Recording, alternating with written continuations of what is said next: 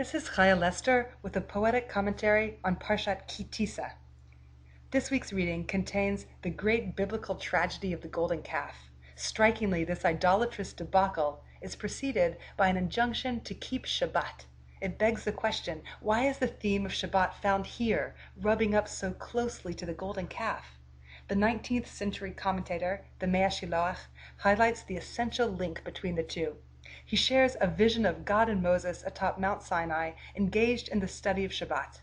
God reveals to Moses the nature of Shabbat as a replica of Olam Haba, the world to come, when all existence will be harmonious and completely good. Shabbat is the weekly taste of the ultimate redemption reserved for the future. Simultaneous to the scene of God and Moses learning together, the people at the bottom of the mountain unconsciously feel those incoming vibrations of this sabbatical promise of redemption. Their intuition stirs in them an irrepressible eagerness for redemption's arrival now. Their impatience was wholly rooted yet poorly executed, manifesting itself in a mad plunge into idolatry with the golden calf. It's no wonder then that what emerged from the molten gold was a calf. The calf is, after all, an undeveloped cow, a keen representative of prematurity, of the not yetness that defines so much of our present reality.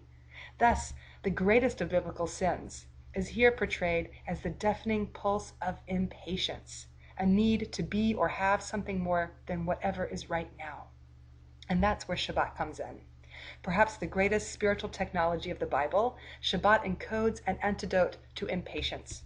For when the time for Shabbat candlelighting arrives, wherever we are, however many dishes still need to be washed, however much is left undone, Shabbat compels us to stop and simply accept what is, whatever it is. We light our candles and we sanctify the moment. We accept the present, no matter how imperfect it may be, and in that act, our lives are made holy. For we're all really works in progress, more human becomings than human beings. Popeye misquoted when he said, "I am what I am." Rather, the God of the Bible is named, "I will be what I will be." Our God is not a half-baked calf of gold-laden impatience. Our God is a long-suffering, patient process of becoming, an ineffable zephyr of growth, yearning, unfolding. On Shabbat, we're invited, we're compelled to pause our busy, goal-goaded lives. When we do that, we taste the arrival of the mythic end of days, even amidst its delay. This week, may we cease paying homage to our impatience. Let's stop being run ragged by our unmet goals and nagging inadequacies. Let's taste the sweetness of arrival and utter acceptance that God bequeathed to us at Sinai. This is a prayer for candlelighting. Please, God, let me light more than flame tonight, more than wax and wick and sliver stick of wood, more than shallow stream of words recited from a pocketbook, but rather with this touch of torch and spell of prayer, let me light a way towards you, let me dare to radiate a rapt request, that with this lamp the world will rest, a stilling hand on pounding heart, and take a breath, a pause to start to appreciate the state of things just as they are.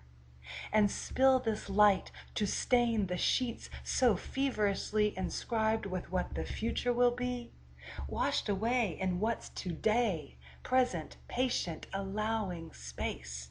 The ache for arrival laid to rest, our wreck unrectified as of yet. Yet rest as well in humbling fact that we are made replete with lacks. The future is but an ornament on bounding limbs of present tense, all force and foist of fists and fights, flooded out by candlelight, incandescent with acceptance, allowance made for imperfections. We offer up our Sabbath rest, forbearance on our table set. A chance for us to savor food, to honor all, to prize, to prove that there's matter higher than a week of labor, than lofty goals and courting favor. For a matchbox and a bit of wax can top and tumble all of that. So as sun sets, we raise a blaze, resplendently we offer praise. As light leans in and grips go lax, our ache for the future slips into the past. Arrival, a candle, impatience in vain. The world to come has come, and come undone by flame.